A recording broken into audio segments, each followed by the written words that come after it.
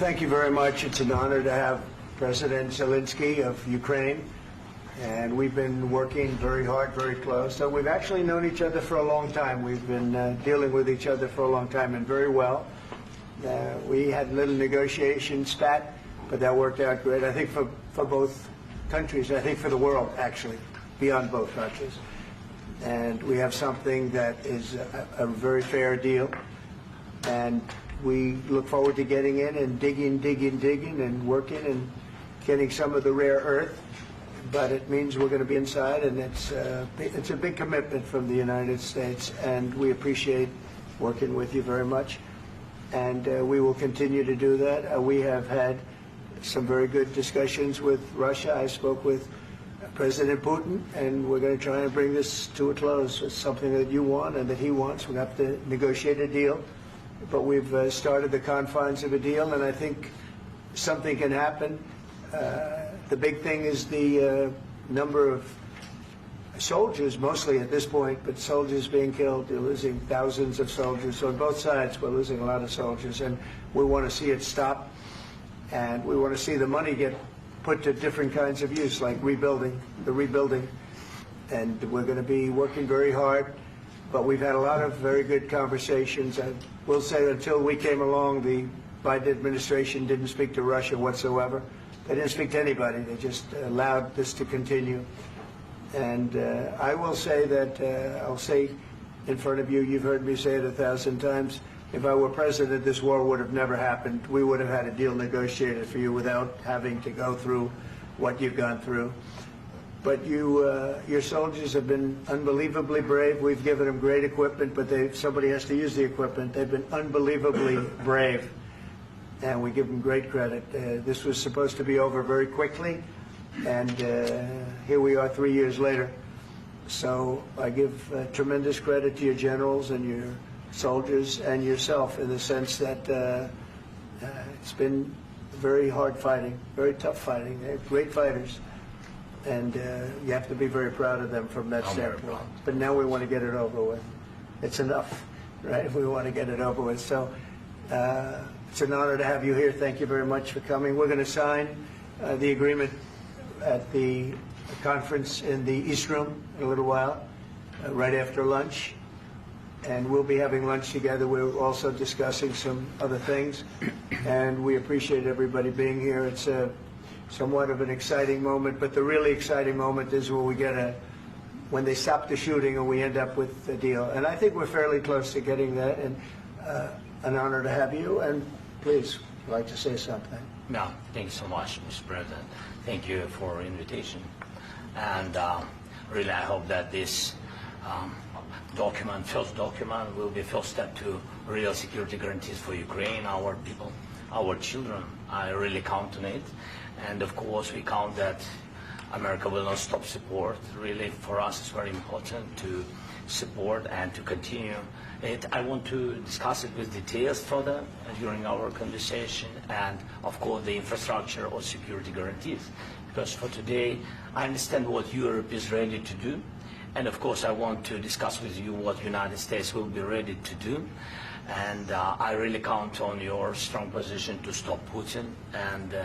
And you said that enough with the war. I think that is very important, Ben, to say these words to Putin at the very beginning of war, because he's a killer and terrorist. But I hope that together we can stop him. But for us, it's very important to, to save our country, our values, our freedom, democracy, and of course, no compromises with the killer about our territories. But it will be later.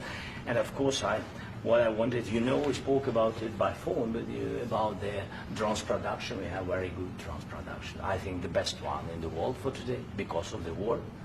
Yes, and of course we need very much the air defense. You have the best air defense in the world, and really you helped us under attacks of Russians. And I want to speak how we can exchange the licenses. We're open to share the licenses of all our drones with you, of course, with the United States. And we need licenses for quick production of air defense. Even after the war, we need our nation to be calm, that we are secure. So that's why we need this air shield. And of course, about this I want to speak about the contingents. I think that France and UK already spoke to you, and we know that Europe is ready, but without the United States, they will not be ready to be as strong as we need. And then the last point, last but not least, about exchange, about our people and children.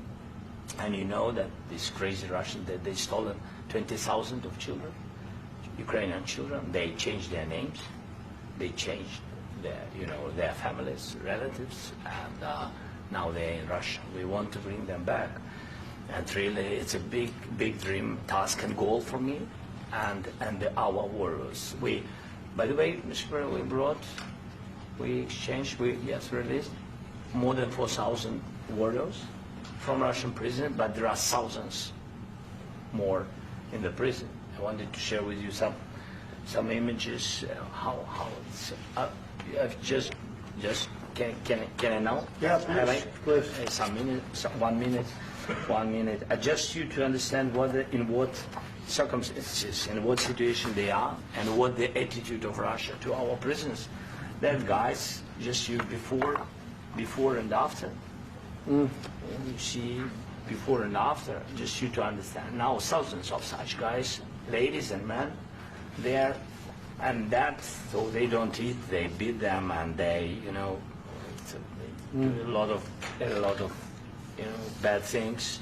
So out of, even during the war, there are rules. Everybody knows there are rules during the war. So these guys, they don't have any rules. You see that 50, 60 kilograms left, and a lot of such things. And I didn't want to show you what the changes with images of children, because I will just share with you. And I mean, it's looking tragic. Yeah, that's tough stuff. Yeah, I wanted very much to give you, and you see. Yeah. This is pastor, by the way. They stolen pastors, because it's not Russian church. They stolen pastors and moved pastors to the prison. At the end of last year, we brought 3 pastors, and we could exchange them. And this is pastor, you see. Yeah, that's tough. Yeah, so I mean, this I wanted to show you, and this. So thank you very much. We want to get that ended, right? Yeah, of course. We And will. I think we will. And We have to, of course. do you have any questions, please? Thank you, Mr. President. With how much money is the U.S. going to put into the fund that is being created today, and how does this provide long-term security for Ukraine? Well, we don't know exactly how much, because we're going to be putting some money in a fund that we're going to get from the raw earth that we're going to be taking and sharing in terms of revenue. So it's going to be a lot of money will be made from the sale and from the use of raw earth. And as you know, our country doesn't have much raw earth. We have a lot of oil and gas, but we don't have a lot of the raw earth. And what we do have is protected by the environmentalists, but that can be unprotected, but still it's not very much. They have among the best in the world in terms of raw earth. So we're going to be using that, using it for all of the things we do, including AI and including weapons and the military, and it's really going to very much satisfy our needs. So it's something that just worked out really well. We have a lot of oil and we have a lot of gas, we have a lot, but we don't have raw earth. So this has just about every component of the raw earth that we need for computers, for all of the things we do. This puts us in great shape. And on long-term security for Ukraine, how does this provide? I think they're going to have great long. I think once we make the agreement, that's going to be 95% of it. They're not going to go back to fighting. I've spoken with President Putin, and I feel very strong. I've known him for a long time, and I feel very strongly that they're very serious about it, and we'll make a deal. And when the deal is made, I don't think. We talk about security. Everyone's talking about the other day, all they talked about was security. I said, let me make the deal first. I have to make the deal first. I don't worry about security right now. We have to have a deal, because right now, last week, 2,000 soldiers died on both sides. 2,000. And they're losing 1,000, 2,000, 3,000 a week. So as we sit here and we talk, people are getting shot and dying on the battlefield. And, you know, they're not American soldiers, but they're Russian soldiers and they're Ukrainian soldiers, and we want to be able to stop it. And we want to be able also to spend money on other things. We don't want to, this is a tremendous amount of money. And what the Biden administration did was terrible. They were giving money, but he had no security on the money. Europe, as you know, gave much less money, but they had security. It was in the form of a loan. They get their money back, and we didn't. And now, at least we're protected because the American taxpayer has to be protected too. But this is an incredible agreement for Ukraine because we have a big investment in their country now, and what they have, very few people have. And we're able to really go forward with very, very high-tech things and many other things, including weaponry that we're going to use in many locations, but that we need for our country. Mr. President, This allows us to do that. will you continue sending military aid? Yes, go ahead, please. If I can just yes. In the document, there is one of the very important points. If we speak about business and investment, we never had LNG terminals in Ukraine. This document will open. I mean, the next document, but anyway, here we see in the framework, we see really goodwill for this. LNG terminals for us is very important, and I think for security of European continent. We have the biggest storage, gas storage. We have the biggest in Europe. Yes, yes, and we can use it. Use it for LNG, use it for LNG, and we will do it. And really, we can help Europe because Europe really helped. President Trump said that they made less support, but they are our friends, and they are our very supportive partners. They really gave a lot, Mr. President. They did. They gave a lot, but they gave much less. No. Much less. No. No. No. Okay.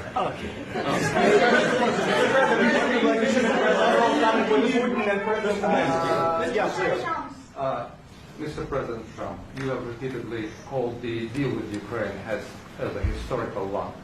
And as a President of the United States, you make historical decisions in other issues which affect America and other world. So what place in the world history do you want to take? And do you associate yourself with any famous historical figures? Yeah, I'd say George Washington, Abraham Lincoln. I would say I'm far superior to George Washington and Abraham Lincoln. Now, you know I'm only kidding, right? Because when I say that, the fake news is going to go wild. They're going to say he considers himself to be better than Washington. But you never know. You never know. I don't compare myself to anybody. I'm here to do a job. We've had a great 35 days or whatever it might be, a month, a little more than a month. We've accomplished tremendous amounts. Not only this would be a very great achievement if we could get the war stopped and get them back to normalization. I think that's going to happen. We've had very good talks on both sides, as you know. But I think we've done a very good job, just generally. If you look at all of the things we've done in 30 days, they're saying there's never been a opening for a president. The first month, there's never been a first month like we've had. And this is one of the very important things. This, to me, is one of the most important things because we have tremendous death taking place as we speak, and I don't want to have that. You know, think of the parents, whether they're in Russia or Ukraine, think of the parents of all these people being killed needlessly. They came to our territory. Should have never started. This would have, if I were president, this would have never started. Mr. President, will you continue sending military aid to Ukraine after the U.S. signs this agreement with Ukraine? Yeah, we're going to be question continuing. to President Zelenski. Do you feel like the U.S. is on your side, that President Trump is on your side at this moment? What do you think? He wants to know, do you think that, sort of a stupid question. I guess we wouldn't be here if I wasn't. I think that the United States on our side from the very beginning of occupation, and I think that President Trump on our side, and of course, I'm sure that the United States President will not stop support. This is crucial for us. It's important for us. Yes. And Putin, the president speaks about the people and the soldiers which are dying, but they came to our territory, they came to our land. They began this war, and they have to stop. And I think this is the question, with really the most important question. Can President Trump, I hope yes, with some other allies, to stop Putin, withdraw these enemies, our enemy, withdraw these troops from our land? And I think that you asked about the history, I think that if President, or when, he will stop Putin, if President Trump will bring peace to our country, I think he will be on this wall. We've had very, very good talks. Military aid to Ukraine. President Zelensky just said that there will be no compromises with Vladimir Putin. I just wanted to ask both of you, firstly, are there compromises that you think that President Zelensky is going to have to make? And President Zelensky, is there anything that you might be thinking that you may be able to offer or bring to the table, for example, elections? Thank you. I think you're going to have to always make compromises. You can't do any deals without compromises. So certainly he's going to have to make some compromises, but hopefully they won't be as big as some people think you're going to have to make. That's all. It's all we can do. I'm here as an arbitrator, as a mediator to a certain extent between two parties that have been very hostile. To put it mildly, they've been very hostile. This has been a vicious war. This has been a vicious war. You know, it's a very level battlefield, and those bullets go out, and as I've said many times, we were talking about it with Pete, many times the only thing stopping those bullets is a human body. And in the case we're talking about, generally young human bodies are stopping a lot of bullets. It's dead level. That's why it's great farmland. It's great land. It's great farmland, but there's very little protection against the bullets that are being, and other things that are being shot. So all I can do is see if I can get everybody at the table and get an agreement. I think we're going to end up with an agreement. Otherwise, I wouldn't probably be even here today. Mr. President, I've got two questions for you. You think ultimately your legacy will be the peacemaker and not the president that led this country into another war and ended foreign wars? And I've got a question. I hope it will. I mean, I hope I'm going to be remembered as a peacemaker. This would be a great thing if we could do this. I'm doing this to save lives more than anything else. Second is to save a lot of money, but I consider that to be far less important. So I hope I'm going to, thank you, Brian, for that question. It was a nice question. I hope I'll be known and recognized as a peacemaker. This would be a great thing to solve. This is a very dangerous situation. You know, this could lead to a third world war. This was headed in the wrong direction.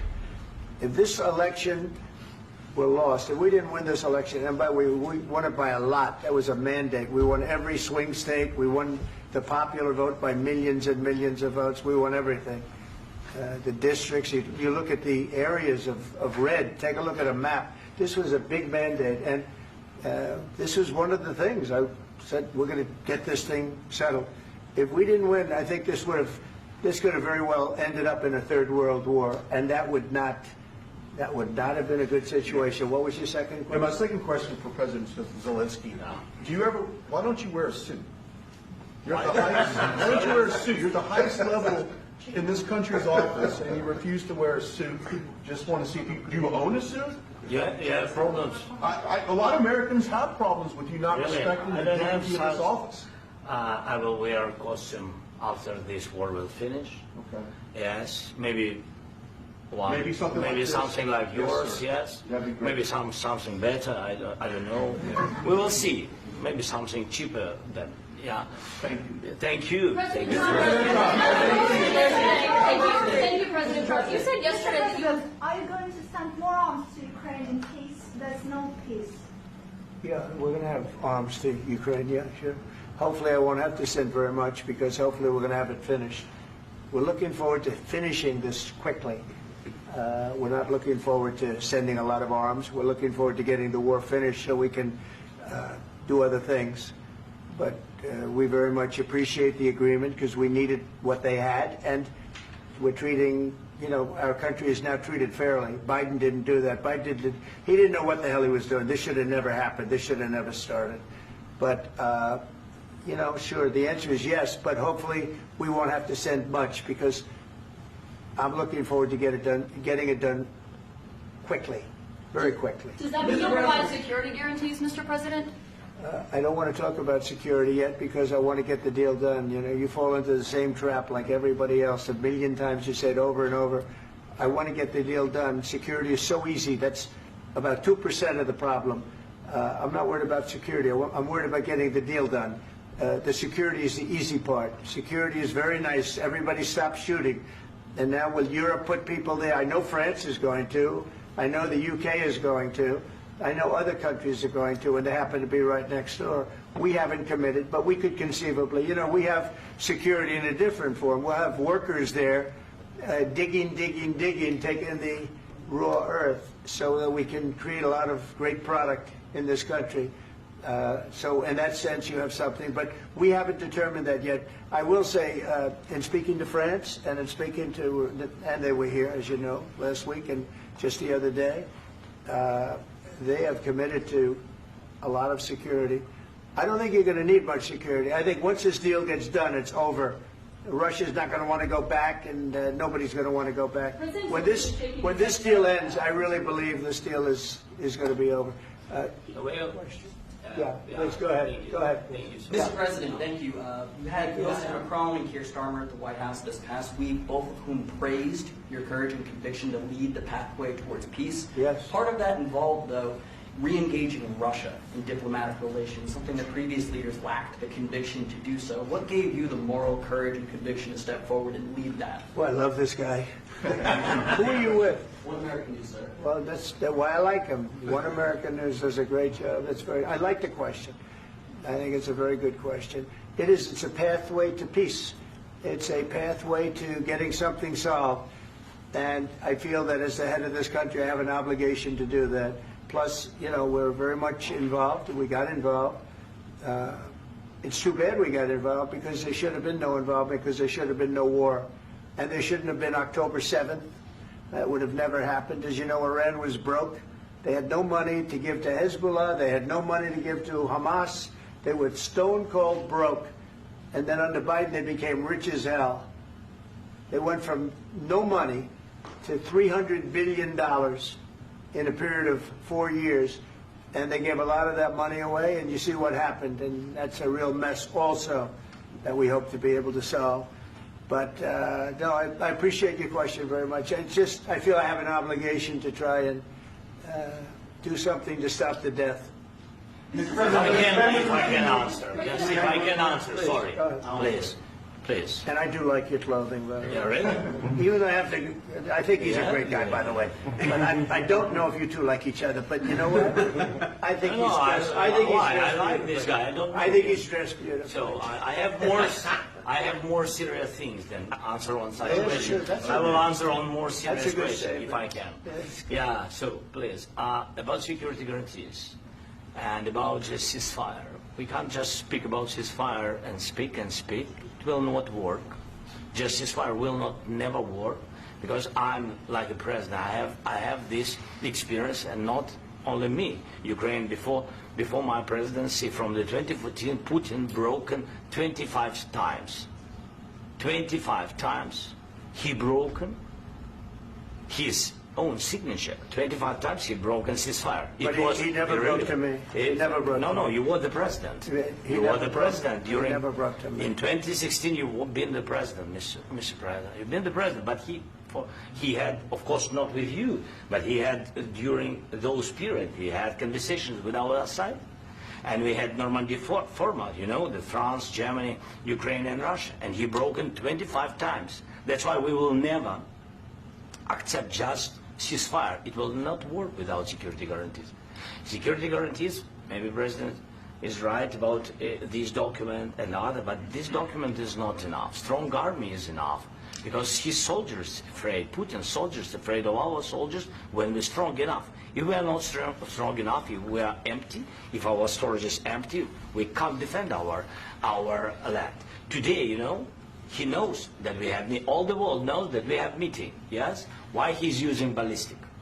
Putin today using ballistic on our hospitals, schools, and etc. Ballistic. So he knows that we are here and that President Trump is really have goodwill to stop this war. And you hear now the president. So why he's using? So he doesn't want to stop. He doesn't want. But I hope that we will do it. Really, we'll do it. Security. When we speak about security guarantees, when the Europeans are ready for contingents, they need USA backstop. If there will not be United States, we will not never have any contingents, strong contingents from the Europeans, because they don't want to divide alliance, connection between the United States and the main and strongest ally and Europeans. And this is crucial, this is important. That's what we want to speak about very much. This is very important. And air defense. So air defense, really, we have big deficit with all these systems, and we need to provide this. We need it very much. Otherwise, Putin will never stop, and will go further and further. It doesn't work. He hates us, you know? It's not about me. He hates Ukrainians. He thinks that we are not a nation. He thinks, and he shared these thoughts, I think maybe with your team also, I don't know. But with all the Europeans, in media, officially and not, he always said that there is no such country, such nation, such language, and such life like Ukrainian. No, he really doesn't respect all the Ukrainians, and he wants to destroy us. And you are right, Mr. President, that's 2%. This document, maybe other documents, it's a very good start, very good, but it will not enough to stop this person. Should Russia pay to rebuild Ukraine? Mr. President, under these Should Russia pay to rebuild Ukraine? They have to pay. this question. This is the rule. This is the rule of the war. This is the rule of the war. During all the centuries, all the history, this is the rule of the war. Who began, those pay. Do you agree This with is the rule. Putin began this war. He has to pay all money for innovation. He has to pay. Of course, some Russian assets, what we have in Europe, about 300 billion, we can use them. We can use for innovation and buy military support from the United States also. We can do it, but it's not enough. It's not enough. Because I want to know. Wait, 1 second. I asked this question that you didn't like because I wanted to know if you want to position yourself in the middle between Russia and Yes. Ukraine, or on the Ukraine side. No, I'm in the middle. I want to solve this thing. I'm for both. I want to get it solved. And it's wonderful to speak badly about somebody else, but I want to get it solved. If we can solve it, great. If we can't solve it, they're going to have to fight it out, and who knows what's going to happen. But I want to see it get solved. May I follow up? One more question about U.S. troops in Europe. After Russian invasion of Ukraine, your predecessor sent additional troops to Eastern Europe, including Poland, my country. Yeah. Are you committed to keeping these troops on the eastern flank of NATO in the future? I'm very committed to Poland. I think Poland has really stepped up and done a great job for NATO. As you know, they paid more than they had to. They are one of the finest groups of people I've ever known. I'm very committed to Poland. What about Baltics? Poland's in a tough neighborhood, you know. What about the Baltics? The Baltics, they got a lot of, it's a tough neighborhood too, but we're committed. We're going to be very committed, and we're committed to NATO. But NATO has to step up, and the Europeans have to step up more than they have.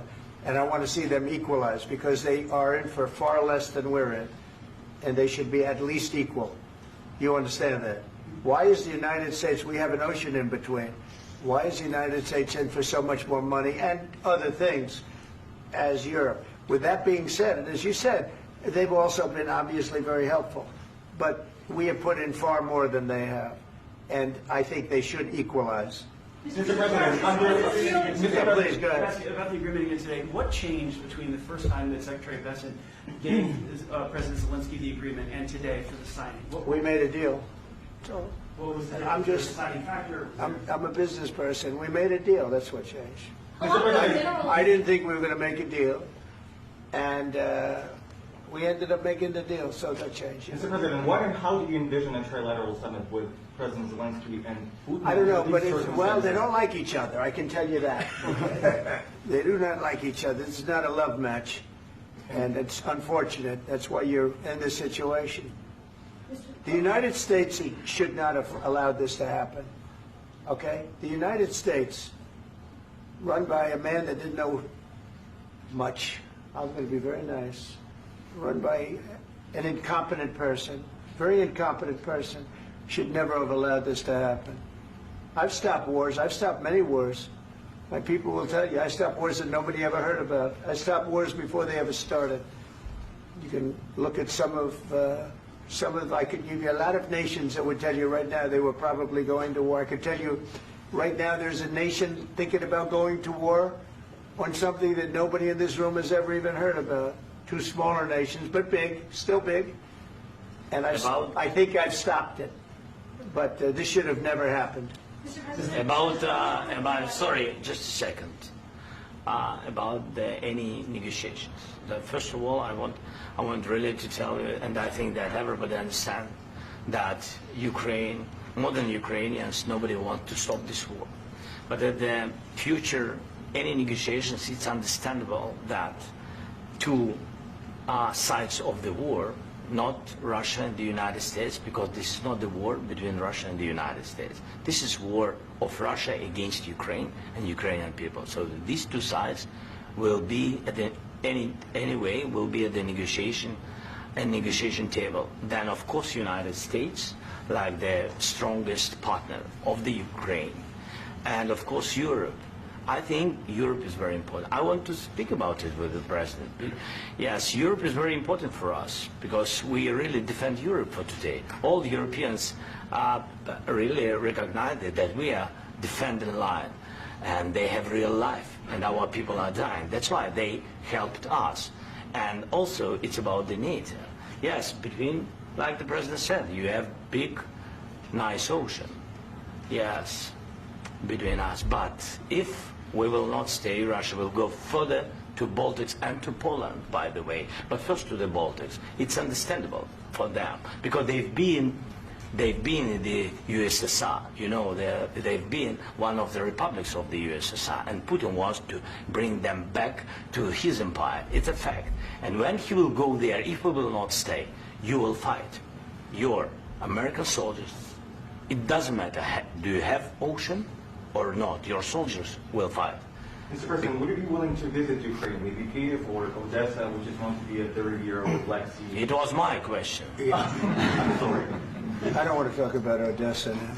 Let's not talk about Odessa. I want to talk about making a deal, getting peace. We don't have to talk about Odessa, but a lot of cities have been destroyed. A lot of cities that are not recognizable. There's not a building standing. No. And a lot of things Mr. President, you have to come and to look.